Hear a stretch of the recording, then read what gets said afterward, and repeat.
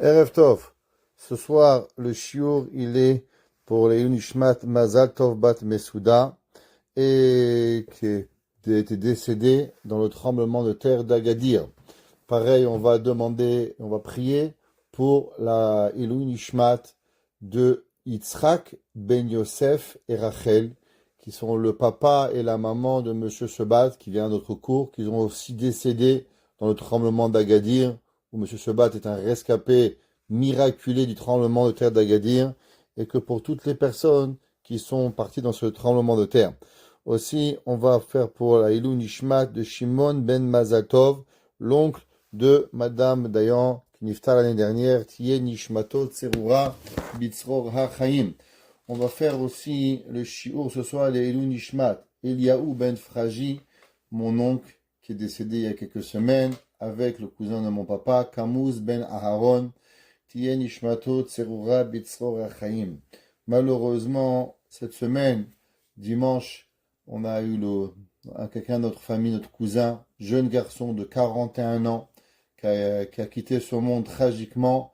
Alors, on va, Be'ezrat Hashem, donner ce cours et que Akadosh Baruch Hu nous fasse que toutes les personnes que nous aimons, que nous pensons à eux, que Akadosh Baruch Hu, il leur donne Makom Menuhatam Began Eden, une place chérie dans le Gan Eden, Tien Ishmatam Tserura Bitzror HaChaim, que leur âme soit attachée au chemin de la vie et que Akadosh Baruch Hu, il fasse que plus jamais aucun d'entre vous et aucun d'entre nous et aucun du peuple juif ne connaisse de la tristesse et que nous avons toujours de la joie avec Mashiach Tzidkenu Bimera Beyamenu. Amen. Aujourd'hui, Baruch Hashem, c'est Rosh Chodesh Adar. Alors, Mishen Nichnas Adar, Marbim Besimcha. Alors, on doit se rajouter en joie, on doit être heureux, on doit penser que tout ce que Akadosh Baruch Hu fait pour le bien. Le mois de Adar, juste parce qu'on ne commence pas quelque chose avec mal, Adar veut dire En Davar Ra. Il n'y a rien de mal. Akadosh Baruch Hu, il envoie que le bien, et on est sûr que dans ce mois, qui est un mois, qui est le mois de la joie, le joie des miracles, le mois où Akadosh Baruch Hu est tout capable de tout faire, il est toujours capable de tout, il n'a pas besoin de ma permission, Akadosh Baruch Hu, je vous promets qu'il n'a pas besoin, ni de la vôtre, ni de la mienne, mais c'est un mois qui est courant d'avoir de très grands miracles. Alors on va prier à Kadosh Baruch Hu, que tout ce que Dieu il veut, que ce soit la Yeshua, la Géoula, la Parnassa, tout ce que Kadosh Baruch Hu il rêve de nous envoyer, alors qu'il nous l'envoie avec miséricorde et Ezrat Hashem. Aujourd'hui c'était Rosh Chodesh, donc nous avons lu dans le Moussaf, nous avons dit Keter. Alors on va revenir et on va voir comment notre Teilim, il est même connecté à la prière de Shabbat et à la prière de Moussaf. Donc vous voyez comment Kadosh Baruch Hu il fait que tout rentre l'un dans l'autre. Alors, pourquoi on dit ce Teilim? Pourquoi d'abord il a été écrit? Tefila Nora'a et David Keshaya Ben Mahara. On va le voir. David Amelech, il a composé ce chant quand il était dans la grotte. Et Tov le Omro Keneged Machalot Reglaim Bichlal. Alors, tout celui qui a des problèmes aux pieds, qui est malade, qui a un problème au pied, circulation de pied, toutes choses que vous pouvez avoir, le Teilim, il est médicament pour le pied. Ok?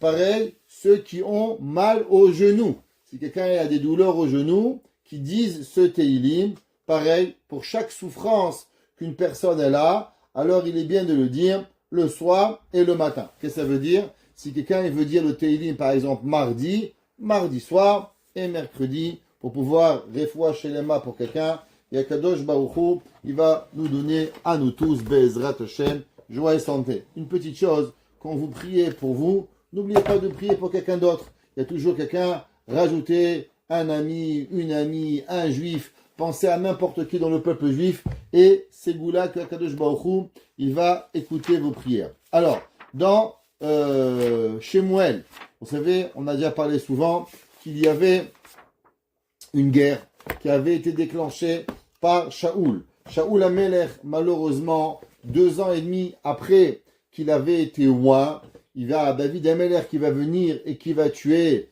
Goliath. Et au moment où David Amelech il va tuer Goliath, ça va créer chez Shaoul Amelech, je vais dire une grosse bêtise, mais un genre de déprime, je sais pas comment le dire, un genre de jalousie contre le roi David. Pourquoi? Parce qu'il va voir qu'il va perdre le royaume. Après que Shaoul Amelech, il n'a pas tué Amalek. Alors on est dans le mois de Hadar. C'est que dans le mois de Hadar, c'est le mois propice pour tuer Amalek. Et Shaoul Amelech, il devait tuer tout le monde. Akadosh Baruch Hu, tu tues hommes, femmes, enfants, animaux. Amalek, faut laisser personne vivant. Le roi Shaoul, il va faire deux erreurs. Numéro 1, qui va laisser le roi Agag vivant et il va laisser les plus beaux animaux pour pouvoir les amener en sacrifice à Akadosh Baruch Hu. Au moment où il va venir Shaoul Shemuel la Navi, le roi, le prophète Shemuel, Shaoul lui dit Shemuel, j'ai fait ce que Hachem m'a dit, j'ai accompli la mitzvah. Alors Shemuel lui dit, tu es sûr? Il dit oui, oui. Il dit, c'est quoi ces bruits d'animaux que j'entends? Alors il dit, on a gardé les animaux pour les amener en korban. Alors Shaoul, il va chez moi, il va lui dire, mais tu comprends pas que le plus beau des sacrifices ne mérite pas d'écouter la parole d'Akadosh Baruch Hu. Le but que Hachem il veut de nous, c'est qu'on fasse ce que Akadosh Baruch Hu il veut. Il y a beaucoup de gens qui pensent que la fin détermine les moyens. Ouais, Monsieur Lafontaine, il a appris aux gens, c'est pas grave, t'es un petit peu voleur, t'es un petit peu menteur, t'es un petit peu tricheur. À la fin, tu sors bien, et la fin détermine les moyens. Chez nous, ça n'existe pas. Un homme qui transgresse la parole d'Akadosh Baruch Hu, avec ça, tu deviens un rabbin, super riche, super tzedaka, tout ça n'est pas intéressant. Hachem, ce qu'il veut, c'est que tu gardes ses mitzvot, donne pas tzedaka, tu n'as pas, ne vole pas pour randonner, ne triche pas, ne mens pas. Les gens, ils pensent, un petit mensonge, c'est pas grave pour pouvoir faire le shalom. Qui te permet de mentir, qui te permet d'arnaquer, qui te permet de faire. Vous n'êtes pas le bon Dieu, vous n'avez pas le droit sur la Torah. Akadosh Baruch Hu, il ne nous laisse faire rien du tout pour pouvoir y arriver. Alors, le Passouk, il dit que Shaoul Amelech, à ce moment-là, Dieu il lui a dit, tu vas perdre ton royaume et il va aller en guerre. Et là, il va voir David qui va tuer Goliath. Et quand il va tuer Goliath, Shaoul Amelech va devenir fou. Et malheureusement, il va avoir une guerre entre Shaoul et David. Et le verset, il dit la chose suivante. Au moment où David Amelech et Shaoul, ils sont en guerre. Alors, David Amelech, il dit la chose suivante. Dans le Pérec 142 aujourd'hui, dans Tehillim. David Amelech, il écrit comme ça. Dans Shemuel Aleph, chapitre 24, du Pasuk Bet Adal. Vaikar Shaoul Sheloshet Alafim. Alors vous savez que Shaoul, c'est pas une petite guerre là, c'est le roi d'Israël. Il a pris avec lui 3000 soldats. Bachour Mikol Israël, 3000 jeunes vaillants soldats. Vayelech Levakesh et David. Et il est allé, bien sûr, pour chercher David, et bien sûr pas pour lui servir un petit cocktail, pour tuer David Amelech. Vanashav, Alpene Tsure Ayelim. Et ils sont partis sur les rochers. Vayavo El Gidrot Hatson à la derrière. Et ils sont arrivés à un endroit qui s'appelait Gidrot Hatson. Vesham Me Aram. Et là-bas, il y avait une grotte. Vayavo Shaoul et Asech et Dragla. La Torah nous dit que Shaoul Amelech, il est allé faire ses besoins. Alors, qu'on avait raconté l'histoire souvent, David Amelech, il était caché dans une grotte.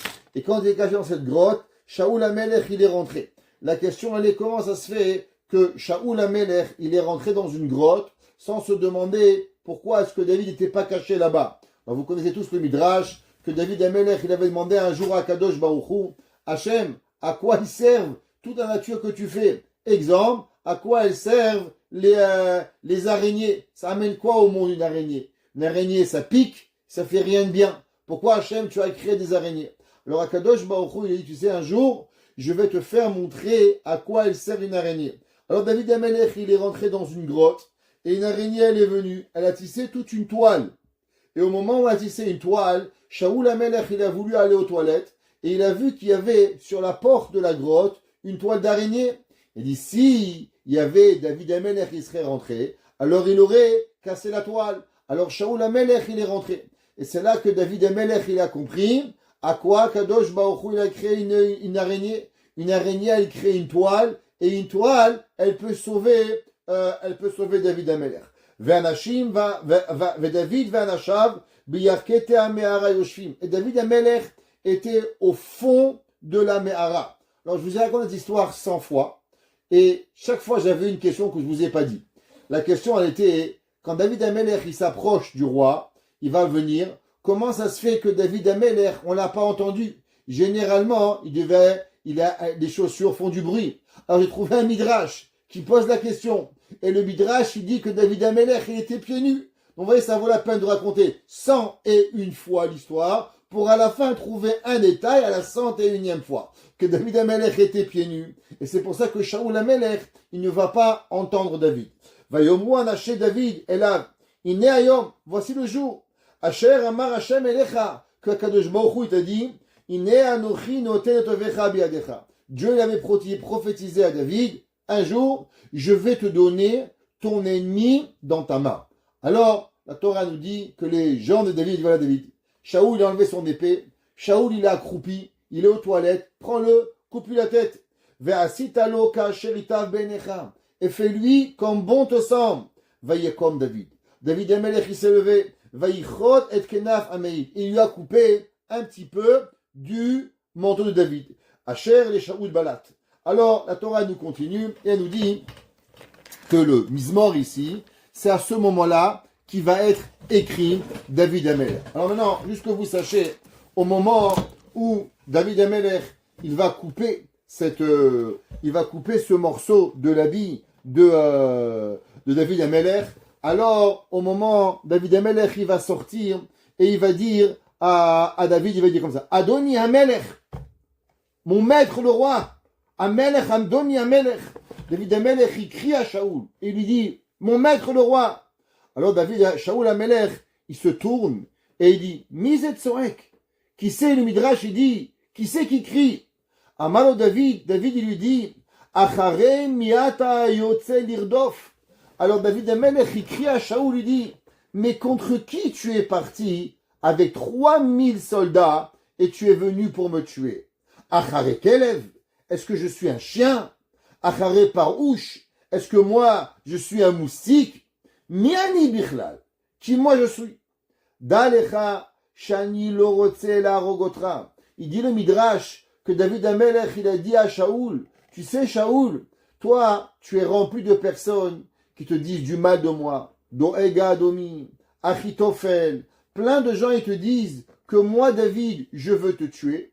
Et du fait que moi je veux te tuer pour prendre le royaume, alors toi maintenant tu as le droit de me tuer. Pourquoi? Parce que la Torah nous apprend que si un homme il veut vous tuer, Abba leorgecha, Ashkem leorgo, celui qui veut te tuer, tu as le droit de venir le tuer. Alors David Amelech, il dit au roi Shaoul, toi Shaoul Amelech, tu as écouté les gens, et tu crois que maintenant, moi j'avais l'air de te tuer, et c'est pour ça que tu es venu pour me tuer.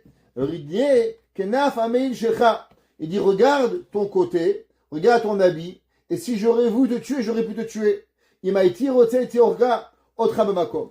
Aïti mamash aliadecha. David Amelech, il dit, j'étais juste à côté de toi. Shaoul, ishtachna ve'ama. Alors à ce moment-là, quand Shaoul Amelech, il entend que David, il était capable de le tuer, et il n'a pas tué. Alors à ce moment-là, Shaoul, il a compris que tout le mensonge que Shaoul avait entendu sur David, il était faux.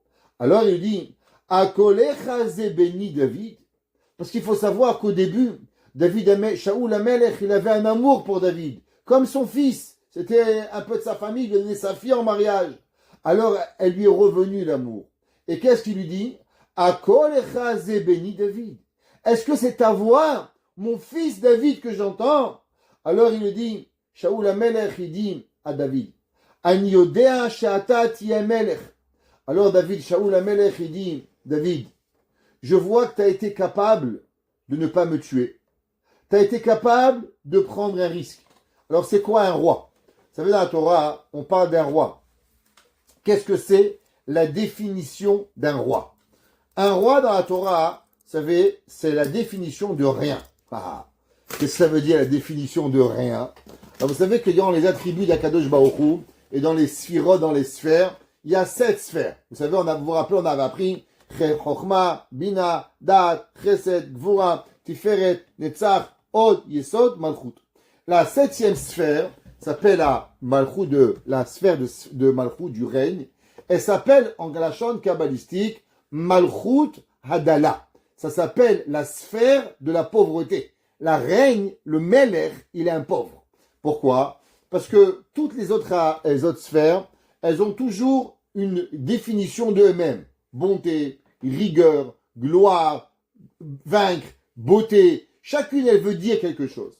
Quand vous parlez de roi, ça veut rien dire. Un roi ne veut rien dire. Un roi gentil, un roi méchant, un roi glorieux, un roi quelque chose. La malchoute, elle est rien.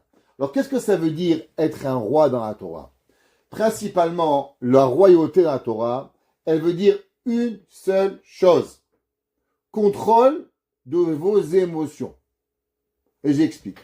Quelle différence il y a entre un esclave et un roi? Un esclave, comment on devient esclave d'après la Torah? Un esclave, il devient quand un homme il a volé, un homme il a emprunté, il n'a pas de quoi payer, alors automatiquement on le vend pour devenir esclave. Un esclave juif, comment? Un homme il a volé, tu n'as pas de quoi rembourser, tu deviens esclave. La question, pourquoi un homme il vole? La réponse elle est, l'esclave par définition, c'est celui qui va se soumettre à ses émotions. J'ai faim, j'ai soif, je veux, je m'énerve, je suis fâché. Toute personne qui est soumise à ses émotions et que c'est les émotions qui le contrôlent, comment il s'appelle? Un esclave. Comment un homme il dit, je suis esclave du travail, je suis esclave de l'alcool, je suis esclave de la drogue, je suis esclave de X, Y, Z. Toutes les difficultés de l'homme, l'homme qui ne sait pas gérer ses besoins, il est esclave à ses besoins. Il dit, le Rav Dessler, dans le Mirtav Meliaou, il dit la majorité des gens, ils pensent que c'est eux qui contrôlent leur vie. Quand en vérité, c'est leur vie qui les contrôle. Pourquoi? Un homme, à 6 heures, il doit rentrer à la maison, il doit avoir à manger, il doit avoir à boire, sinon il n'est pas content, sinon il est énervé, sinon il est fâché, si sa femme elle n'est pas belle, son fils il n'est pas gentil, sa mère elle lui a pas dit. Tu t'imagines, tout ça il te faut pour que tu sois heureux? T'es l'homme le plus triste du monde. C'est quoi un roi? Un roi, c'est celui qui décide quand j'ai faim, quand j'ai soif, quand je veux pas, quand j'ai envie, quand j'ai pas envie, quand je suis heureux, quand je suis triste. L'homme qui est en contrôle, alors il est un Meller. Le Meller, c'est celui qui est. Qu'est-ce que Akadosh Baruch Hu, il a demandé au peuple juif avant Matan Torah? Ouais. Alors vous avez lu Parashat Yitro et Parashat Mishpatim. Dans Parashat Yitro, Akadosh Baruch Hu nous a demandé nous a préparé à Matan Torah. Qu'est-ce que Akadosh Baruch Hu, il nous dit qu'on va devenir au moment de Matan Torah? On va devenir Vatem Tiuli Mamlechet Kohanim Vegoy Kadosh. Vous allez devenir une nation de rois et Goy Kadosh, un peuple saint. Quel rapport? Mamlechet Kohanim, une nation de rois et une nation saine. Quel rapport? Alors, la Torah nous dit dans Parashat Kedoshim, qu'est-ce que ça veut dire être Kadosh? La Torah dit Kedoshim tiyu ki kadosh ani Hashem Elokechem. Comment vous déterminez qu'est-ce que ça veut dire la sainteté? La sainteté, c'est d'avoir une grande barbe. Baba il avait toute petite barbe. Il était un grand tzaddik, beaucoup plus que moi. Et pourtant, il n'avait pas une grande barbe, je vous le promets. Il n'avait pas. Ok? Il y avait des grands tzaddikim, ils n'en avaient pas. Qu'est-ce que ça veut dire être tzaddik, être kadosh? Dire mon père, mon grand-père, scroute-moi belle-mère? Ça va pas marcher, ça vous donne rien du tout ça. Alors qu'est-ce que ça veut dire être kadosh? Rashi dit, la kedusha, elle provient quand un homme, il se sépare des interdits. Qu'est-ce que ça veut dire? Kol makom shata motse gedor erva, sham timtsa kedusha. Chaque fois qu'un homme, il va mettre des séparateurs entre lui et toute façon de plaisir corporel. Chaque fois qu'un homme, il va mettre une limitation à ses limites, à ses plaisirs corporels, alors il va devenir kadosh. Un homme, il se marie, mechitza, homme et femme. Un homme, il ne serre pas la main aux femmes. Un homme, il n'embrasse pas les femmes. Bien sûr, à part sa femme et ses enfants et sa maman. On ne parle pas de ça. Un homme, il ne regarde pas ce qu'il ne doit pas regarder. Un homme, il ne dit pas ce qu'il ne doit pas dire. Un homme, il ne mange pas ce qu'il ne doit pas manger. Chaque fois que vous mettez une limitation, alors qu'est-ce que vous faites? Vous apportez de la kedusha. En un mot. Qu'est-ce que ça veut dire? Un homme, il a dans la vie des envies. Normal? On est des humains, on n'est pas des robots. Les robots, ça marche pas. Les robots, ça pense pas. Les robots, ça a rien. Qu'est-ce que c'est un homme? Un homme, par définition, c'est quelqu'un qui a une envie. Il veut manger, il veut boire, il veut dormir, il a envie. Ouais, même du kasher. Il veut le bon vin, il veut la bonne bière, il veut le bon steak. Il veut. Qu'est-ce que c'est la kedusha? La kedusha, c'est kadesh atzmecha bemutarlach. Mais des limitations, même à ce qui t'est permis. C'est pas parce que le vin est tamponné kasher, faut boire 2 litres par jour. Hein. Il n'y a qu'une mitzvah à Purim de boire et à Pessah. Purim on boit, Pessah on boit. Comme il disait toujours notre Rav, à Purim, t'allumes pas une Chanoukia, à Chanouka, tu bois pas du vin. Il y a la mitzvah de Purim, il y a la mitzvah de Chanouka. À Chanouka, on boit pas du vin, et à Purim, on n'allume pas Chanouka. C'est pareil. À Pessah, je prends pas un loulav, et à Purim, à Sukkot, je prends pas de la matzah. Il y a 2 fois par année qu'on boit du vin. Le reste, il n'y a aucune mitzvah de boire. C'est pas une mitzvah d'être sous, c'est pas une mitzvah de rien avec le meilleur vin kasher. La kedusha, c'est quoi? S'abstenir de ce qui est permis. C'est quoi la meloucha? C'est quoi le règne? Le règne, c'est quand un homme, il est en contrôle de lui-même. C'est lui qui contrôle. Quand je bois, quand je mange, quand je veux, quand j'ai envie. C'est pour ça que Shaoul HaMelech, au moment où il a vu David HaMelech, d'après le Midrash, Shaoul a essayé de tuer David 10 ans. Alors je vous explique. David HaMelech a été pourchassé, a essayé de le tuer. On lui a volé ses femmes, on lui a volé son bétail, on a essayé de le massacrer pendant 10 ans. Chez le Alpidin, David HaMelech, il pensait qu'il avait raison. Shaoul HaMelech pensait qu'il avait raison. Et un homme qui vous pourrit la vie pendant 10 ans. Moi, j'en ai un qui me pourrit la vie pendant 10 ans, je vous promets, ça fait mal. 10 ans, il vous pourrit la vie. Mais non, le mien, il n'essaie pas encore de me tuer. Mais Shaoul HaMelech, il voulait tuer David HaMelech. Alors imaginez-vous, vous avez un gars qui vient vous chercher, qui vient vous tuer, qui vient partout. Vous rentrez dans une grotte. Il est là-bas, vous pouvez liquider et finir l'histoire en 1 seconde. Et David HaMelech, qu'est-ce qu'il regarde? Il voit comment Shaoul, il va aux toilettes, avec quelle sainteté, et David HaMelech, il se contrôle, et il le tue pas. Qu'est-ce qu'il dit, Shaoul HaMelech? Shaoul HaMelech, il dit, waouh, je viens de comprendre. C'est qui le roi? David. Parce que le roi, il est capable de se contrôler. L'esclave, il sait pas. C'est pour ça que David lui dit, mais qu'est-ce que tu cherches? Tu crois que je suis un chien? C'est quoi un chien? Un chien, il a faim. Un chien, il mange n'importe quoi. Un chien, il dit pas, moi, je veux un filet mignon, je veux du saumon, du saumon fumé. Tu as n'importe quoi, il va manger. David HaMelech, il dit, mais tu n'as pas compris. Tu crois que je suis un chien? Tu crois que je suis quelqu'un qui va avec mes émotions? Tu crois que je suis soumis à quelque chose? Moi, je suis un homme élevé. Alors, il lui dit, David HaMelech, Shaoul HaMelech, il dit, aujourd'hui, tu m'as prouvé que tu es un Melech et que tu vas régner. Et c'est pour ça qu'il va lui demander une seule chose. Qu'est-ce qu'il va lui demander? S'il te plaît, ne tue pas mes enfants. Shaoul HaMelech, il dit, je veux pas que tu tues mes enfants. Mais non, pourquoi Shaoul HaMelech, il était tellement intéressé qu'on ne tue pas ses enfants? Alors vous pensez que c'est naturel, c'est un papa, il aime son fils, il aime sa fille. Alors automatiquement, David HaMelech, Shaoul HaMelech, il veut pas qu'on tue sa famille. Ben sachez que Shaoul HaMelech, à part qu'il était un humain, Shaoul HaMelech, il avait quelque chose de beaucoup plus grand. Shaoul HaMelech, il avait une prophétie qu'il allait avoir un jour un homme qui va s'appeler Haman. Haman Arasha. Qu'est-ce que Shaoul HaMelech, il n'a pas fait? Shaoul HaMelech, il n'a pas tué Agag, qui était le roi de Amalek. Maintenant, Shaoul HaMelech, il savait que dans sa descendance va venir quelqu'un et va réparer sa faute de quoi? De venir et de tuer Agag. Qui va être? Eh ben, Agag, il va se réincarner dans qui? Dans Haman. Ok? Et qui c'est qui va venir et qui va tuer Agag? Eh ben, c'est Esther. Esther, elle va venir et elle va tuer Haman. Alors, Shaoul HaMelech, il dit, regarde David HaMelech. Je sais qu'en vérité, je peux mériter la mort. Et je peux mériter que mes enfants, tu les tues. Et en vérité, tu aurais peut-être le droit.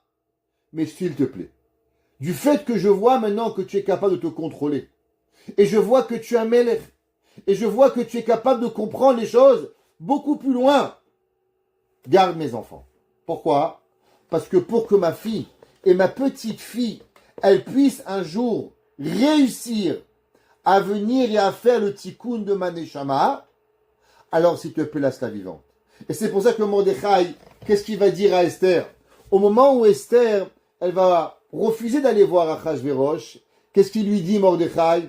Esther, est-ce que peut-être tu n'as été reine que pour venir et réparer la faute de ton grand-père, Shaoul Amelech? Et c'est là que Esther, elle va dire oui, tout problème. Et elle va revenir et elle va repartir. Et c'est ça le dernier message que Shaoul et David, ils vont avoir. Shaoul Amelech, il voit que David Amelech, il va devenir roi.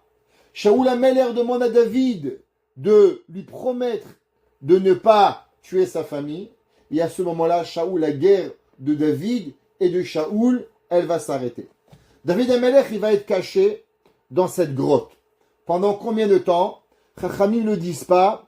Alors il y a certaines variantes entre 24 heures et 48 heures. D'après ça, David Amelech était 24 heures. Mais qu'est-ce que c'est 24 heures? Alors 24 heures, c'est rien quand on vous dit que de vous sortez dans 24 heures. Mais quand vous ne savez pas quand vous allez sortir, alors 24 heures, ça peut être énorme. 48 heures, ça peut être l'infini. Pourquoi? Parce que vous ne savez pas. Il y a des gens qui peuvent ranger une maison. Pourquoi? Vous n'êtes pas resté dans votre maison une fois 24 heures sans sortir. Quand on a tous été malades, une petite grippe, une petite bronchite, on reste à la maison, on prend une Mishnah, un livre, on étudie, on reste à la maison. Et au Hachem, on est même content des fois à la maison. Alors pourquoi David Amelech, il a pleuré dans la grotte? Parce que David Amelech, il ne savait pas quand est-ce qu'il allait sortir. Alors, maskil les David. Qu'est-ce que ça veut dire maskil? Alors ce terme maskil, il est rapporté plusieurs fois. C'est un des langages de prière de David Amelech. Par exemple, la Natseach maskil et David. Ou bien maskil et David pour pouvoir y arriver. Alors qu'est-ce que ça veut dire maskil? Alors le Ibn Ezra, il dit, vous savez, ceux qui aiment un peu la musique, ils connaissent ce que ça veut dire les makam. Vous savez ce que c'est les makam? Ok. Alors les makam, ceux qui sont un petit peu du Moyen-Orient, ils connaissent. Ce sont des styles de chant. Ce sont des variantes. Par exemple, si vous connaissez un petit peu la musique, vous avez des chants en 3 temps, vous avez des chants en 4 temps, ok? Il y a différents chants.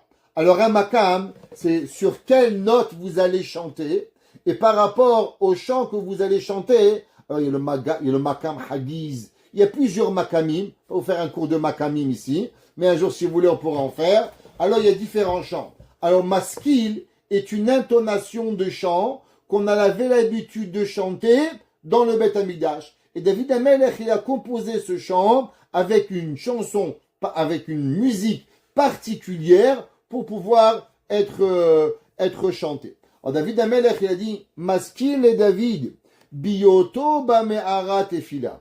Alors il y a différentes façons de chanter et il y a différentes façons de prière. Il y a une prière, par exemple, je ne sais pas si vous avez déjà été dans une prière ashkénaze. Une prière ashkénaze, c'est très lamentation, très sobre.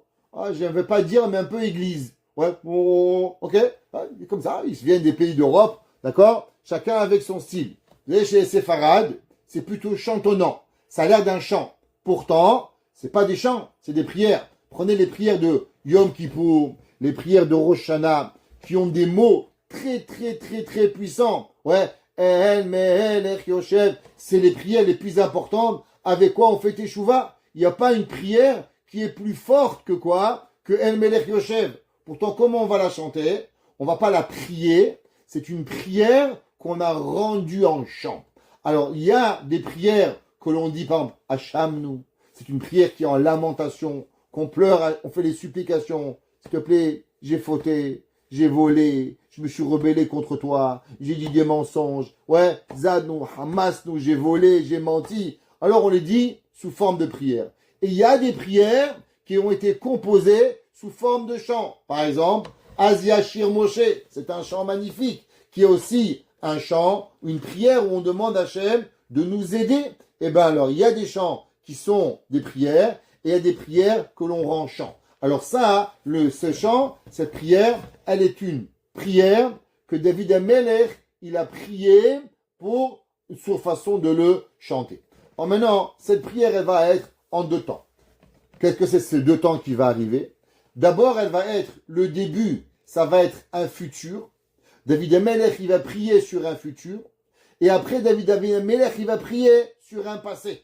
Alors, vous allez voir que le temps, il va chanter. D'abord, ça va être qu'Hachem, il va accepter ses prières au futur. Et après, David Amelech, il va remercier Akadosh Baruch Hu sur le passé qui est arrivé à David Amelech pour pouvoir y arriver. Alors, David Amelech, il dit, Koli el Hashem ezak. Ma voix, à Dieu, je vais crier. Alors, qu'est-ce que ça veut dire? Vous savez, je ne sais pas si vous avez entendu, mais il y a un grand rave, grand maître, qui s'appelait Rabbi Nachman de Breslev, qui était l'arrière-petit-fils du Baal Shem Tov, ok? Alors, sa mère s'appelait Feige, sa grand-mère s'appelait Adel, et son père s'appelait Rabbi Israël Baal Shem Tov. Rabbi Nachman de Breslev, il a beaucoup parlé sur le pouvoir de la prière. Ouais, la prière. Rabbi Nachman de Breslev, quand il priait, sous lui pouvait se trouver une flaque de larmes. Littéralement, pas une larme, une flaque de larmes. Et il a dit que ça provient du fait que je suis descendant de David Amelech, parce que le Baal Shem Tov était descendant du David Amelech, alors automatiquement nous avons le pleur facile. Tous les descendants de David Amelech, il a inculqué dans eux cette prière et cette force de prier. Maintenant, dans la prière, il y a trois genres de prières. Trois genres de prières. La première prière, c'est quoi? C'est le livre. Vous lisez un livre et vous lisez Hachem Sefatay Tiftach, Ufi Yagit et la Techa, Hachem, ouvre ma bouche, donne-moi santé, bonheur, joie. Vous lisez le livre, Chazak ou Baruch, chacun, un il le lit à 3000 à l'heure, un il le dit à 2 à l'heure, chacun, il y a des gens qui n'ont pas le temps de tourner la tête, ils ont déjà fini la prière, je ne sais pas comment ils font. Ouais, ils font Lucky Luke de la prière, celui qui lit plus vite que son ombre. Chazak ou Baruch, il y en a d'autres qui mettent leur temps pour arriver. C'est une première faute de prière. Deuxième sorte de prière, c'est une personne qui n'a pas un livre, il déverse son cœur à Hachem. Ce qu'on appelle la Hidbodedut. C'est quoi Hidbodedut? C'est que l'homme, il prie Hachem ce qu'il a sur le cœur. Comme un ami. Un ami, vous allez voir un psychologue. Qu'est-ce que vous lui dites? Qu'est-ce qu'il vous dit le psychologue? Rien. Généralement, vous payez pour parler. Ok? Et lui, qu'est-ce qu'il dit? Il fait ouais. Il vous dit rien. Si un psychologue il parle, c'est pas un bon psychologue. La meilleure technique du psychologue, c'est de vous faire parler. C'est pas de lui de parler. Vous voulez quelqu'un qui parle? Rabbin Crémézy, il fait que parler. C'est facile. Mais quand vous voulez un psychologue, vous allez chez les psychologues, ils vont vous laisser parler. D'accord? Alors, la Torah, le rabbin, il parle, le psychologue, c'est vous qui parlez. Et à la fin, vous dites $350. Mais qu'est-ce que vous avez fait? Rien. Mais vous avez pu parler. Ok?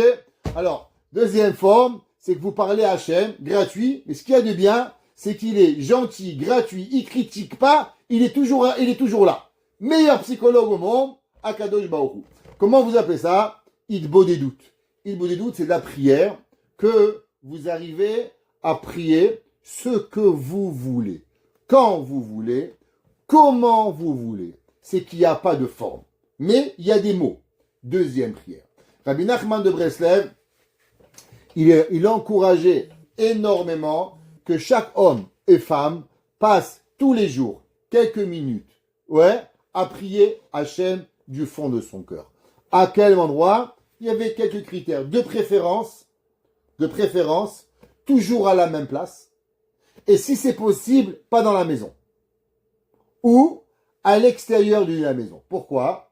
Alors aujourd'hui on le comprend, à cause, vous savez, aujourd'hui il y a la pollution, d'accord? Par exemple, quand vous marchez au centre-ville de Montréal en été, c'est difficile à respirer.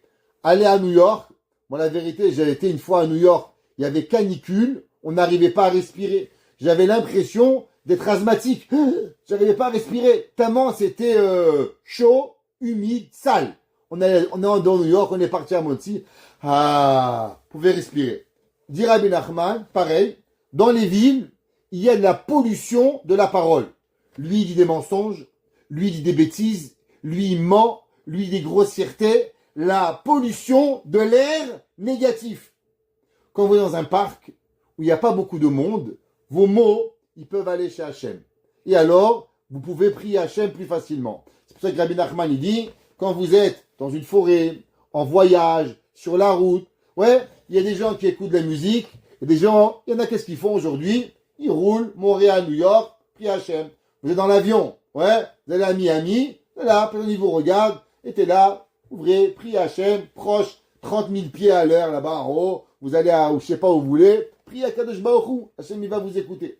Deuxième forme de prière. Troisième forme de prière, et pour ça, je vais vous raconter une histoire. Vous savez qu'il y avait le Baal Shem Tov, Rabbi Israël Baal Shem Tov, il a voulu aller en Eretz Israël. Vous savez, il a voulu aller en Israël, et à l'époque en Israël, il y avait le Ora Chaim Akadosh, le grand maître Rabbi Chaim Ben Attar. Alors le Ora Chaim Akadosh, il a dit que plus haut que sa Neshama, c'était le Ora Chaim. Pourquoi? Lui, il avait Nefesh Mashiach, et le Ora Chaim, il avait Ruach Mashiach. Une étape plus loin. Nefesh, Ruach, Neshama, plus élevé que lui. Alors il a demandé à quelqu'un, est-ce qu'il pourrait aller en Eretz Israël, et est-ce qu'il arriverait en Israël? Parce qu'en Israël, c'était pas facile à l'époque, et le Ora Chaim Akadosh lui a dit, ne viens pas, tu n'arriveras jamais en Israël. C'est pas la peine d'arriver, tu vas pas y arriver. Alors, le Baal Shem Tov n'a pas reçu la réponse, pour X et Y raison, Hachem a voulu comme ça. Alors il est parti depuis la Russie, depuis l'Ukraine, il va voyager jusqu'à Istanbul. À Istanbul, il va prendre un bateau, il va passer les premiers jours de Pessah à Istanbul, et durant Chol HaMoed, il va aller, lui, sa fille Adèle, et son bedeau, son shamash, prendre un bateau pour arriver en Eretz Israël. Quand ils vont prendre ce bateau, c'est rien, c'est pas loin, il va y avoir une tempête, et dans cette tempête, ils vont être perdus, le bateau va se casser, et ils vont arriver dans une île. Dans cette île, ils vont tomber sur des cannibales, littéralement, et les cannibales, ils vont commencer à chauffer des casseroles pour faire un bon repas et manger le Baal Shem Tov. Littéralement, c'est pas une blague, là. C'est les manger, bon appétit, quand l'appétit va, tout va, comme disait Monsieur Obélix. D'accord? Et là, il s'est retrouvé le Baal Shem Tov dans une très très mauvaise posture. Et là, il a compris que sa vie était en danger de mort. Et il a compris aussi que ces gens-là n'étaient pas des humains. C'était en vérité les forces du mal pour pouvoir l'empêcher d'aller en Eretz Israël. À ce moment-là, son élève, il va lui dire, Rabbi, tu es le grand Rabbi Israël Baal Shem Tov. Comment tu arrives pas à nous sauver, à nous sortir de là? Dis une prière, quelque chose. Alors il a dit, regarde, je n'ai plus rien dans ma tête. C'est comme si que dans ma tête, on m'avait vidé le cerveau, je n'ai plus rien de Torah. Été lessivé. J'arrive plus à dire même une prière, plus rien. Alors il a dit, donne-moi une prière. L'élève, il lui a dit, je n'ai rien à part les lettres de l'alphabet. C'est ce que je me rappelle. Alors le Baal Shem Tov, il a dit, dis-moi les lettres de l'alphabet. Et il a dit, Aleph. Alors le Baal Shem Tov, il a dit, Aleph, Bet. Et il a dit, Hachem, prends les lettres, fabrique une prière avec et sauve-moi. Et à ce moment-là, un miracle est arrivé, un bateau est venu, a chassé les cannibales, et il est reparti à Istanbul, et il a demandé de faire la Séouda de Mashiach, que les Chabad ils ont piqué, mais en vérité c'est la Séouda du Baal Shem Tov, remercié comme quoi il a été sauvé de ces cannibales que l'on fait le dernier jour de Pessah.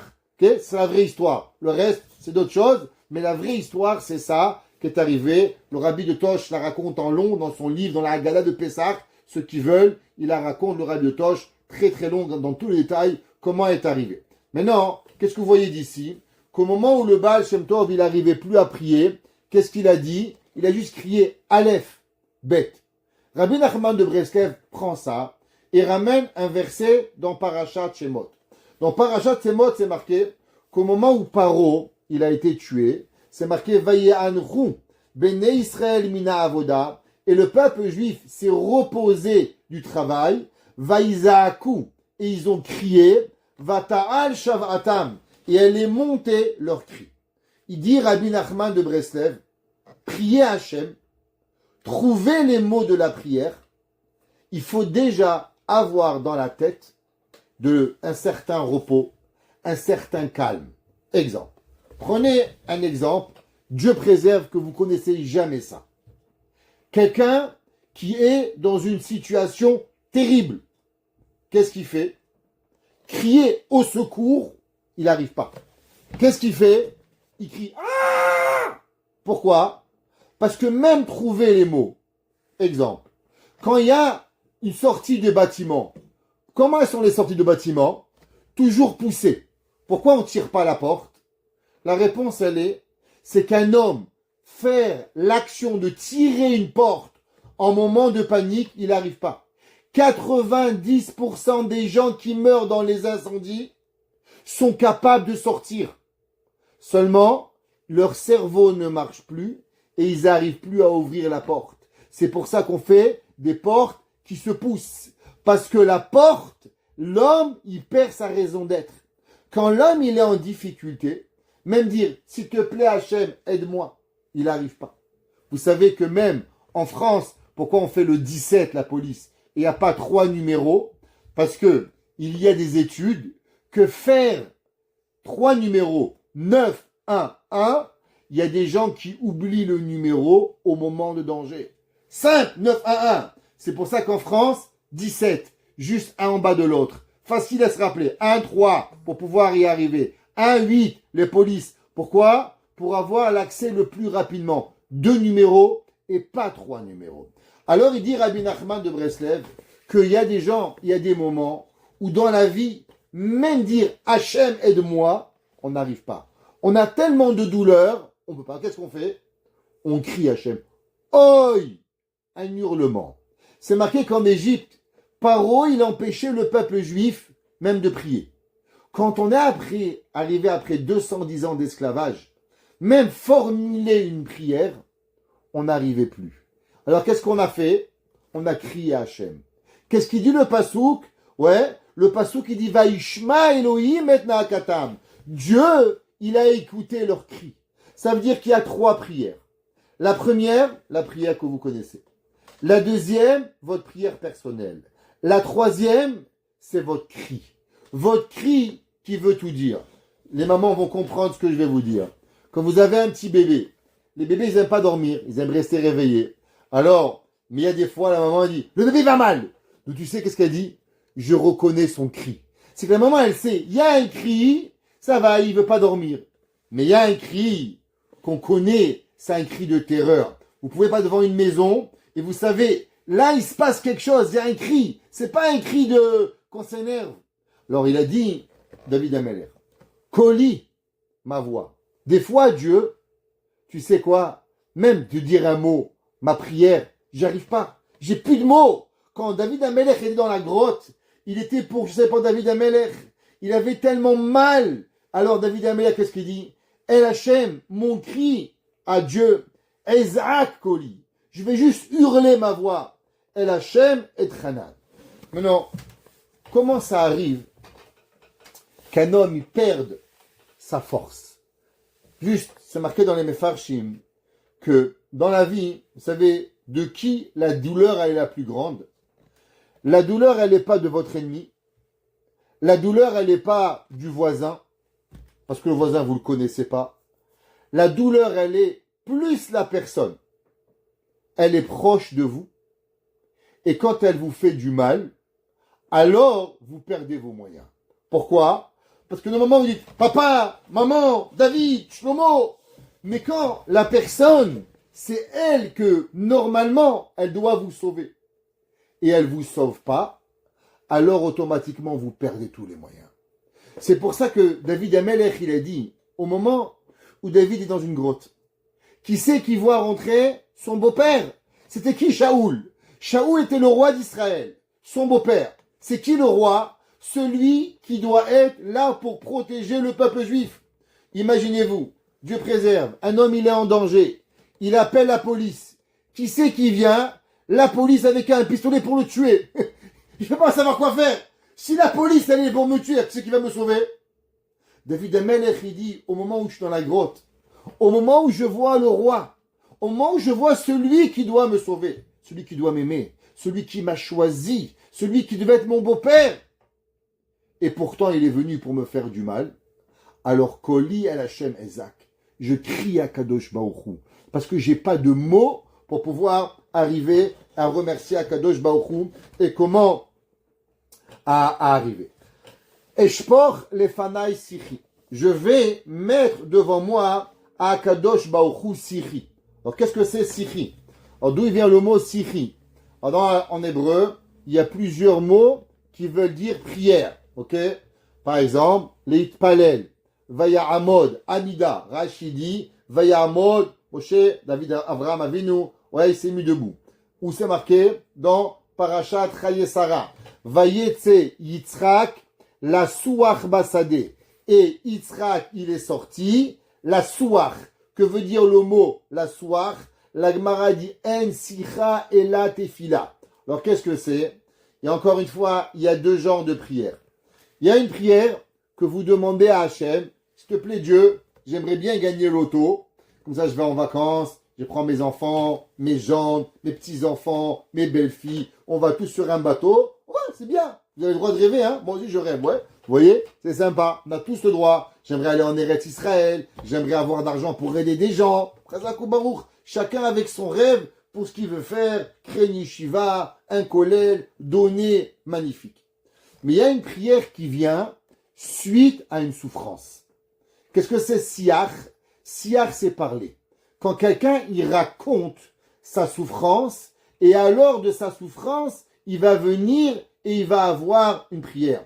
David Amelech, il dit, va eshpor lefanav sichi, je vais déverser devant lui ma parole, ma prière, tsarat ilefanav. Quand je prie, pourquoi cette prière, elle est comme une conversation? Parce qu'elle vient que la personne, elle vient suite à une douleur, à une parole qui raconte ses soucis à Kadosh Baruch Hu. Les fanav Agid, je vais raconter. L'homme, il doit des fois parler à Hachem. Regarde à Kadosh Baruch Hu. C'est pas qu'Hachem, il oublie. Mais quand on parle à Dieu, quand on raconte à Kadosh Baruch Hu, alors c'est me'orer la rachamim. Ça réveille les miséricordes à Kadosh Baruch Hu. L'homme, c'est vrai qu'Hachem il sait tout, combien vous avez pas, combien vous voulez pas. Si vous pensez qu'Hachem il a oublié, vous vous trompez. Hachem, il a rien oublié. Mais le fait de le raconter à Kadosh Baruch Hu, pas se plaindre. Regarde à Kadosh Baruch Hu, j'ai un fils à marier, j'ai une fille à marier. À Kadosh Baruch Hu, j'aimerais les marier avec des gens bien. À Kadosh Baruch Hu, j'aimerais d'avoir un bon travail pour pouvoir être Shomer Shabbat. J'aimerais gagner de l'argent pour pouvoir aider les gens. À Kadosh Baruch Hu, regarde, à quoi j'ai fait tchouva, maintenant je perds mon travail. Aide-moi à être Mechazek Maemuna, renforcer Maemuna, donne-moi un bon travail. Tout ça va être mes horaires et va réveiller les rachamim et les miséricordes d'Akadosh Baruch Hu. David Amelech dit, Bit Atef alay ruchi. Alors qu'est-ce que ça veut dire? It Atef, c'est les hommes qui savent, quand vous mettez le taït le matin, qu'est-ce que vous dites? Asher kideshanu b'mude vetzivanu, l'it Atef besesit. Qu'est-ce que ça veut dire l'it Atef? It Atef, c'est de prendre quelque chose et de s'envelopper avec. Alors quand vous enveloppez quelque chose, qu'est-ce que vous faites? Quand vous avez une boîte, vous enveloppez une boîte avec un papier, et bien vous la pliez.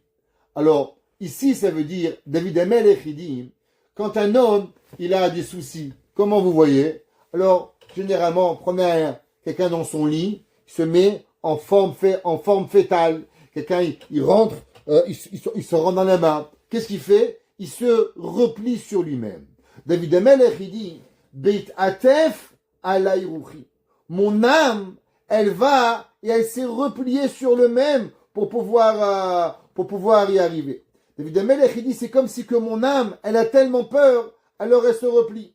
Ve'ata yadati netivati. Ouais. Et toi, Kadosh Baruch Hu, tu connais mes chemins. Qu'est-ce que ça veut dire? Ça veut dire qu'il y a des gens, vous savez, on ne juge personne, mais dès qu'il leur arrive un problème, la première chose qu'ils font, j'arrête de faire Shabbat. Quel rapport? Explique-moi. T'as perdu ton travail, il faut que tu arrêtes de faire Shabbat. Je mangerai plus cachère. Oh, c'est quoi la suite des événements? Pourquoi, quand on a un souci, il y a des gens, la première chose qu'ils font, c'est qu'ils arrêtent une mitzvah. Comme il disait par exemple le Rav Yaakov Galinsky. Il dit il y a des gens, ils ont un problème de parnassa. La première chose, ils arrêtent le maaser. Ils arrêtent la tzedaka. Je comprends pas. Pourquoi t'arrêtes pas les vacances? Pourquoi t'arrêtes pas la boutarde? Pourquoi t'arrêtes pas le whisky Shabbat? Pourquoi c'est la mitzvah la première chose que t'arrêtes? Il dit pourtant la mitzvah, c'est pas toi qui payes, Dieu te rembourse. Alors pourquoi? C'est parce qu'en vérité, on rêve juste de l'arrêter. Alors à la première chose qui vous vient en tête d'arrêter quand vous avez une difficulté, vous savez pourquoi? C'est la chose que vous rêvez d'arrêter. Alors automatiquement, dès que vous avez un souci, vous n'avez qu'une envie de trouver une raison pour pouvoir l'arrêter. David Amelech, il dit, exemple, donnez un exemple, vous avez un job, tous les semaines vous allez à l'hôpital, vous devez aller, ça fait 20 ans, vous en avez ras-le-bol. Un beau jour, vous avez pas de voiture, vous allez dire, ah ben je vais pas à l'hôpital cette semaine. Pourquoi? Prends un taxi, prends un bus, pourquoi tu vas pas? Parce que tu veux pas y aller. Et comme tu veux pas y aller, alors comme on dit en français, quand on veut tuer son chien, on dit qu'il a la rage. David Amelech, il dit, Bit atef alayruchi. Quand mon âme, elle a tellement mal, elle souffre tellement, et elle se replie. Alors tu vas penser, toi, Hachem, que je vais abandonner les chemins de la Torah. Ve'ata yadata netivati. Et toi, tu connais mes chemins. Qu'est-ce que ça veut dire? Toi, Kadosh Baruch Hu, tu sais deux choses. Premièrement, que j'ai jamais voulu tuer Shaoul. Ça, c'est sur le terme physique. Que David Amelech, il dit, Akadosh Baruch Hu, tu sais la peur que j'ai. Tu sais que j'ai jamais voulu lui faire du mal à Shaoul Amelech. Et aussi, sur le plan spirituel, que malgré toutes les difficultés que j'ai eues, j'ai jamais voulu et j'ai jamais pensé à abandonner Akadosh Baruch Hu. Be'orach zu alech. Ouais. Et dans ce chemin, je vais aller, que le chemin, il est pas mauvais. Mais pourtant, mes ennemis, qu'est-ce qu'ils veulent? Mes ennemis, ils pensent que je suis mal. Mes ennemis, ils pensent que j'ai envie d'abandonner Dieu. Mes ennemis pensent qu'en vérité, je suis un rebelle à Akadosh Baruch Hu. Alors, tamnu parli. Qu'est-ce que eux, ils font? Eux, ils me mettent des pièges pour que je tombe. Que je tombe physiquement. Ils veulent me tuer. Ils veulent à tout prix prouver que je suis une mauvaise personne pour abandonner Akadosh Baruch Hu et Chazve Shalom, lâcher Hachem. Abet Yamin. Évidemment, il dit, j'ai regardé à droite, et j'ai vu, Ve'eni Makir, et il n'y a personne que je connais. Abad Manos Mimeni, j'ai perdu l'espoir, En Doresh Tenafshi, et il n'y a personne qui demande mon âme. Qu'est-ce que ça veut dire? Alors, vous savez, il y a un ami à ma maman, très bonne personne que je connais à Marseille, Béhémet, elle aide tout le monde. Et elle est toujours la première à faire chaque mitzvah. Dès j'étais à Marseille, il y avait un sioum, elle m'a invité à un chiour à la maison, incroyable.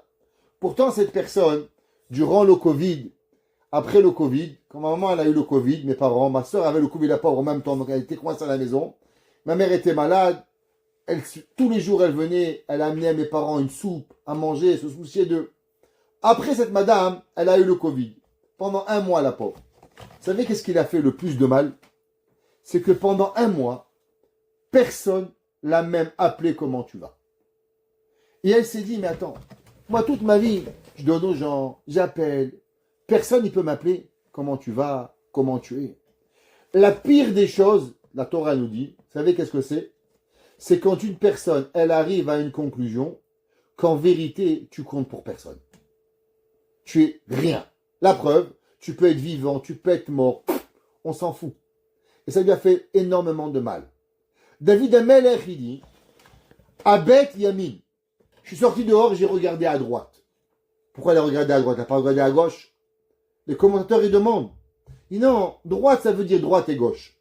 Le Rav Yaakov Edelstein, il non. Il dit généralement, c'est quoi la droite?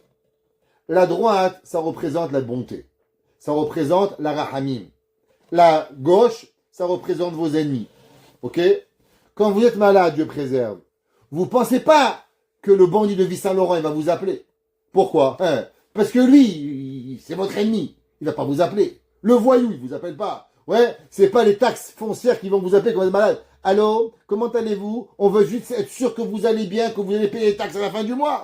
On veut même pas qu'ils nous appellent. Alors, la gauche, la rigueur, on sait qu'ils vont pas nous appeler. Et on veut pas qu'ils nous appellent. Donc la gauche, ce sont des ennemis. Nos ennemis, on veut pas qu'ils nous appellent et on n'a même pas d'espoir qu'ils nous appellent.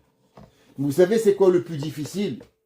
Le plus difficile, c'est quand vos amis, ils vous appellent pas. David Amelech, il dit, Habet Yamin, j'ai regardé à droite. C'est quoi à droite? À droite, c'est toutes les personnes qu'on pense qu'ils avaient peut-être un jour, ils avaient de l'amitié pour nous. C'est la miséricorde.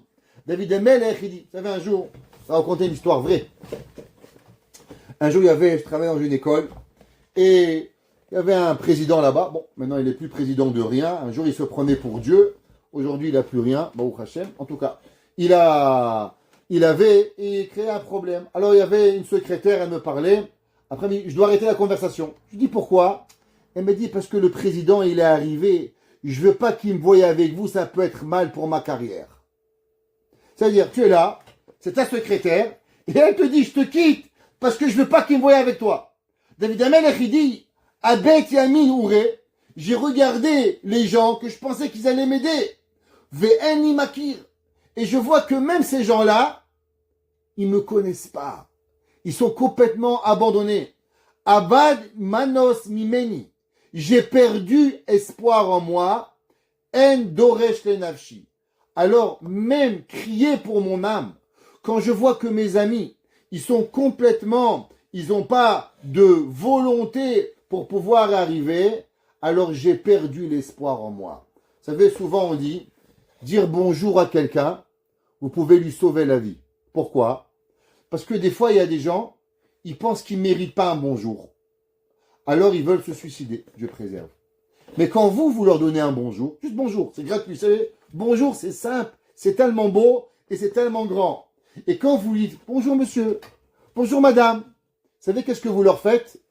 Ils vous disent waouh, je mérite un bonjour, donc je suis pas si pire, donc je mérite de vivre. T'as vu, le rabbin il m'a dit bonjour. T'as vu, la caissière m'a dit bonjour. T'as vu, la madame m'a dit bonjour.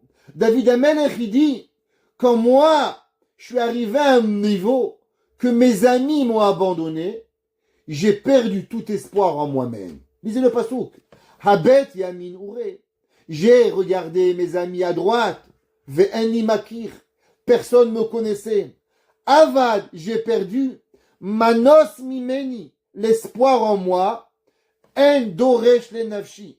Alors automatiquement, j'ai perdu même l'espoir de demander sur mon âme à pouvoir y arriver. Jusqu'à quand l'homme, il peut arriver, combien c'est grave, c'est ce qui est arrivé. Chachamim, ils nous disent que, on va voir le pasuk Vav, Zagti elecha Hashem. Alors j'ai crié à toi, Kadosh Baruch Hu, quand j'ai vu que je peux compter sur personne. Qu'est-ce qu'il a dit? Il a dit David Amelech. David Amelech, il a dit, Baruch hagever asher yiftar b'Hashem. Béni l'homme qui croit en Dieu. Maudit l'homme qui pense aux gens. David Amelech, il a dit, je suis arrivé à la conclusion que quoi? Zakti elecha Hashem. J'ai crié en toi Hashem. Amarti, j'ai dit, Ata marsi. Toi, tu es mon espoir. Chelki, tu es ma part. Be'eretz hachaim. Il dit, le Rav Biderman. Il dit, qu'est-ce que ça veut dire? Il dit, Rav Melech Biderman, que souvent les gens, vous avez connu des gens, vous disent, moi, je me suis créé tout seul. Moi, je me suis fait. Moi, mon père, il m'a pas aidé. Ma mère m'a pas aidé. La vie m'a pas aidé. Moi, je me suis créé. Vous connaissez ces gens-là? Imbus de eux-mêmes. Et presque, il va te dire qu'il est né sans père et sans mère. Il a tout seul, il s'est fait. David Amelech, il a dit, quand un homme, il a eu des difficultés. Quand un homme, il a souffert. Mais Baruch Hashem, il a réussi. Il y a deux façons de voir la vie. Ou bien de devenir amer. Et cette amertume peut vous apporter à devenir un orgueilleux. Comment? En disant, j'ai réussi, j'ai fait, je suis le meilleur, grâce à moi, mon intelligence. En un mot, Kochi ve'otsem yadi. Ma force et mon intelligence m'ont apporté à réussir. David Amelech, il dit, tu sais, moi, quand j'ai vu que j'ai perdu mes amis, j'ai perdu espoir en moi, eh bien, je suis arrivé à une conclusion, qu'heureusement que j'avais le bon Dieu. Parce que le bon Dieu, lui, il est capable de tout. Dieu, il nous abandonne jamais. Hachem, il reste avec nous à chaque moment. Akadosh Baruch Hu, il nous amène. Be'eretz hachaim. Qu'est-ce que ça veut dire, Be'eretz hachaim? Dans le chemin de la vie, ouais. Alors, il y a deux explications. Le Rada qui dit, c'est Eretz Israël. Pourquoi? À cause que David Amelech, malheureusement, même resté en Israël, il avait été pourchassé par Shaoul, il avait dû partir dans les déserts, il avait dû partir à Gaza, il avait dû partir en dehors d'Israël, et même ça, on l'a pas. Et Akadosh Baruch Hu, il a ramené en Eretz Israël pour pouvoir y arriver. Maintenant, il y en a qui disent, qu'est-ce que ça veut dire Eretz Hachaim, la chemin de la vie, c'est l'espoir. L'homme, c'est pas seulement de vivre aujourd'hui, mais qu'est-ce que c'est la vie? La vie, c'est de savoir réfléchir à demain, avoir un espoir. Ezeu Chacham, Aroet Anolad. David Amelech, il a dit, Akadosh Baruch Hu, non seulement il nous fait vivre maintenant, mais il nous donne un espoir à demain, et après-demain, et avoir un monde meilleur. L'homme, il doit aspirer à cela pour voir Akadosh Baruch Hu de pouvoir avancer et de pouvoir vivre. Et maintenant, qu'est-ce que c'est la vie? La vie, c'est pas seulement de manger et boire, mais c'est quoi la vie? La vie, c'est la vie éternelle. La vie de quoi? Triyat Hametim. David Amelech, il dit, celui qui vit avec Emouna, jusqu'à où il va vivre? Eh bien, la vie de l'éternité. Parce que celui qui comprend qu'en vérité, Akadosh Baruch Hu lui donne tout, alors non seulement il vit maintenant, non seulement il vit demain, mais la vie éternelle, la résurrection des morts, tu vas la voir. Pourquoi? T'as Emouna Hashem. David Amelech, il dit, l'homme, il vit avec un homme, alors il peut te régler maintenant. Mais il peut te voler le Olam Haba. Il peut te voler la Triyat Hametim. Parce que tu vas croire que c'est l'homme qui fait. Mais quand tu vois que c'est Hachem qui te donne, alors automatiquement, même le Olam Haba, même le monde futur, Akadosh Baruch Hu te donne. Akshiva el Rinati. David Amelech, il dit, tu sais quoi, Dieu, t'as écouté ma prière. Rina, c'est une prière. Kidaloti meod. David Amelech, il dit, parce que j'étais très faible. Atzileni merodefai. Sauve-moi de mes pourchasseurs. Qui amtsu mimeni. Parce que ils sont très forts, ils sont plus forts que moi pour pouvoir y arriver. En un mot, David Amelech, il dit, tu sais, Hachem, autant que mes ennemis, ils sont forts, ils me pourchassent, ils peuvent tout faire. Mais qu'est-ce que c'est? À la fin, hein, il n'y a que toi qui me sauves. La Gemara a dit qu'il y avait un jour un rave qui avait un homme qui voulait le pourchasser. C'était un mine. Parce qu'en vérité, savoir qu'un homme qui veut faire du mal à un autre juif, ouais, gratuitement, généralement, il n'est pas juif. Même qu'il a une barbe, même que tout. Parce qu'un homme juif, il doit avoir de la rachmanout. Nous, on a été créés par miséricorde. La Gemara a dit, c'est quoi notre génétique? Rachmanim, Baishanim et Gomle Chassadim. Notre idéologie, notre état d'âme, notre volonté, c'est de faire du bien aux gens. Les gens, ils se lèvent, je vois, Rav, on peut cuisiner, Rav, on peut faire, Rav, on peut vous aider, Rav. La chose que nous, on a, c'est d'aider les gens. Quelqu'un qui veut pas aider un juif et qui veut lui faire du mal, il c'est pas un juif. La Gemara appelle ça un mine. Ouais. Maintenant, la Gemara dit comment on se débarrasse de eux. La Gemara dit qu'il faut prier. À la synagogue tous les jours, prier, il va arrêter. Quel est le rapport entre la prière et le mal? La réponse, elle est très simple. C'est que l'homme qui veut nous faire du mal, alors malheureusement, principalement, ça nous enlève la prière. Ça nous enlève le contact avec Dieu.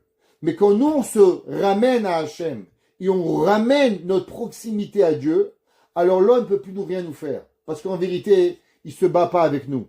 Avec qui il va se battre? Il va se battre avec Dieu.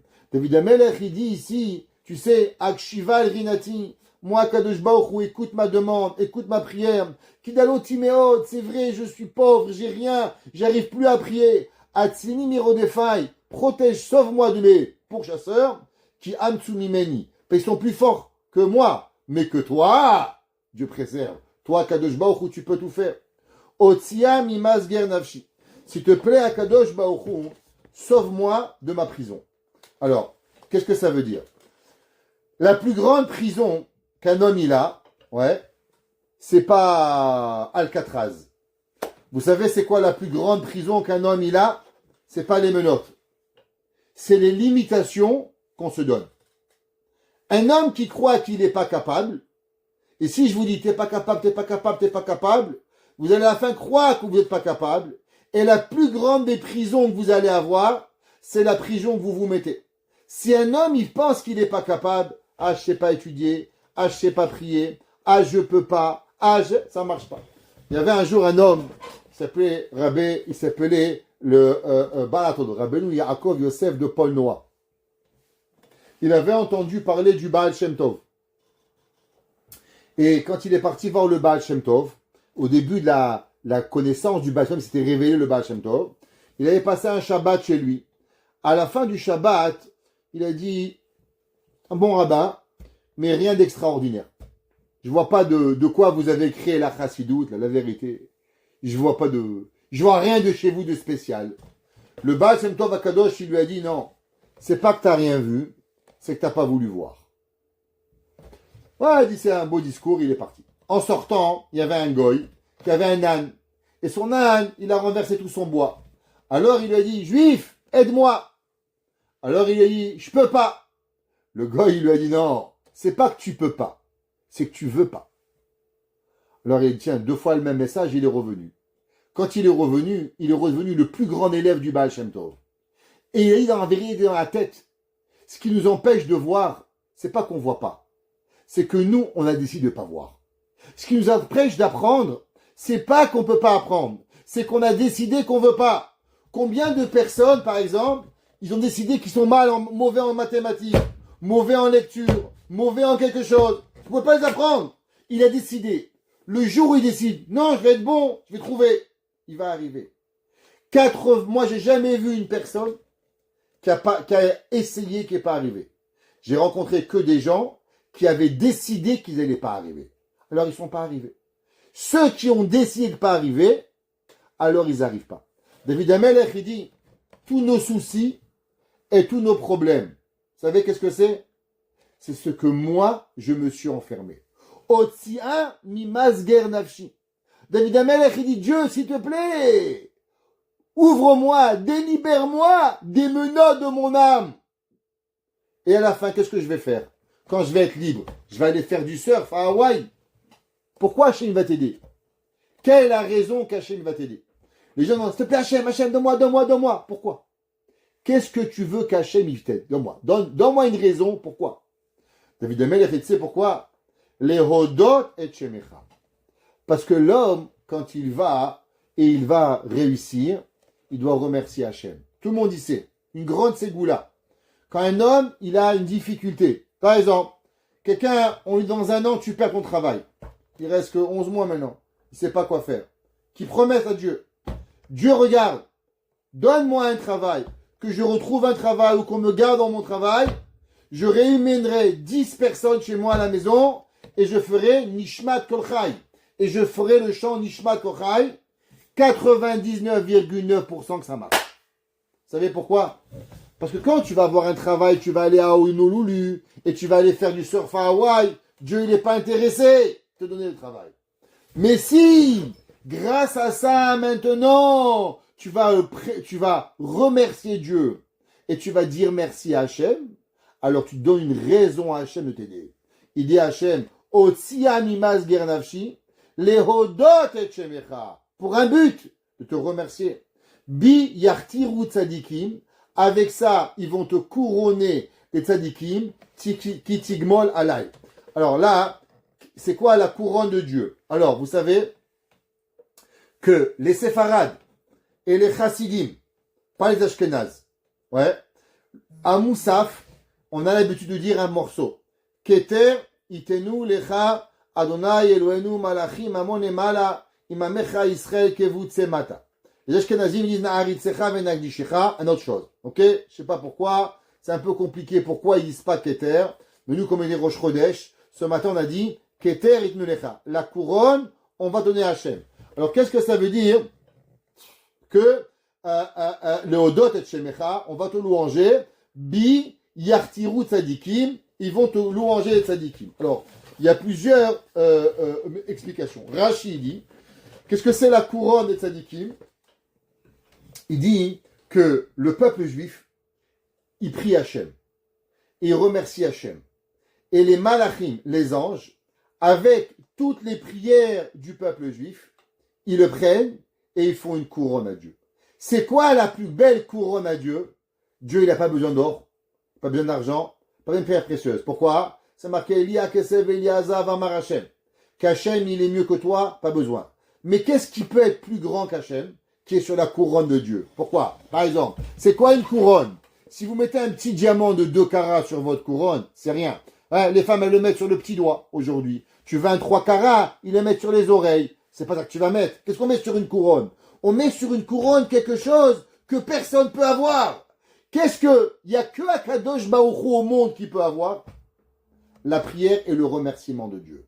Il dit, Rashi, vous savez qu'est-ce que c'est la couronne d'Hachem? La couronne d'Hachem, ouais, c'est de mettre la prière sur Akadosh Baruch Hu. Le Metsudot, il dit, qu'est-ce que c'est? C'est tous les miracles, ouais, que Akadosh Baruch Hu, il a fait, et que on met sur Hachem, tout comment Akadosh Baruch Hu, il nous chérit, et qui change la nature du monde pour nous. Et ça, c'est la couronne d'Hachem. Qu'Hachem, il a créé un monde, il a créé une façon de faire, le soleil se lève à l'est, se couche à l'ouest, une nature. Et c'est quoi un miracle? Un miracle, c'est de prendre la nature et de changer la nature. Et chaque miracle, Hachem, il décide, par amour à nous, alors il change sa nature. Il change ce qu'il a créé pour qui? Pour nous, par amour. Alors on le prend, on le met sur la couronne d'Hachem. Le Rada qui dit, ouais, que le peuple juif, quand ils vont voir les miracles que Hachem il fait à David Amelech, alors ils vont le mettre sur la couronne de David. Un des Talmidim de Radansk, ouais, Rav Shlomo de Radansk, il dit, qu'est-ce que c'est la couronne d'Hachem? Il dit, c'est marqué, Keter itenu lecha, une couronne, ils vont te donner à toi Hachem, im amecha Israël, avec le peuple juif. Il dit, qui c'est qui parle? Il dit, c'est les anges. Et les anges, qu'est-ce qu'ils mettent sur la couronne d'Hachem? Eh bien, c'est nous, le peuple juif. Keter itenu lecha, une couronne, ils vont te donner à toi Hachem, im amecha Israël, avec le peuple juif. Pourquoi? Parce que comme on a dit, c'est quoi un miracle? Un miracle, c'est changer la nature. Alors, Hachem, il fait des miracles, on lui met sur une couronne. Maintenant, vous savez, c'est quoi la chose qui change la nature le plus? Que Dieu, il est capable de changer la nature, c'est facile. Parce qu'il est Dieu. Parce que même pour Dieu, changer la nature, c'est facile. Si ça serait difficile, il ne serait pas Dieu. Vous savez qu'est-ce qui est plus difficile que de changer la nature pour Dieu? C'est qu'un homme fait la volonté de Dieu. Un humain qui a des défauts, un humain qui a des envies, un humain qui a une nature, un humain qui est fait de chair et de sang. Mais à la fin, il dit, tu sais quoi? Je ne vais pas faire comme tout le monde. Je ne vais pas embrasser tout le monde. Je ne vais pas toucher tout le monde. Je ne vais pas manger comme tout le monde. Je ne vais pas faire. Et je veux faire ce que Hachem y veut. Ça, c'est encore plus grand qu'un miracle Hachem y fait. Pourquoi? Parce qu'Hachem, qui fait un miracle, c'est facile. Mais que nous, on fait la volonté de Dieu, c'est plus difficile qu'un miracle, parce qu'on n'est pas Dieu. C'est pour ça que les anges, qu'est-ce qu'ils donnent sur la tête de Dieu le Shabbat, ou le Rosh Chodesh, ou le Kippour, ou le Sukkot? Quelle est la couronne de Dieu? Les mitzvot que le peuple juif fait. C'est pour ça marqué Keter itenu lecha Hashem. Une couronne, on va donner à Kadosh Baruch Hu. Comment? Im amecha Israël mata. Avec dessus, on mettra le peuple juif pour pouvoir arriver. Et c'est pour ça que David Amelech dit, s'il te plaît Hachem, aide-moi. Hachem, sauve-moi. Parce que quand on va te remercier, on va voir combien Hachem on va faire tes mitzvot. alors tu auras toi, Kadosh Baoru, la plus belle couronne que des humains de chair et de sang, ils sont capables d'aller contre leur nature et de servir Kadosh Baoru. Baruch Hanai Leolam. Amen ve Amen.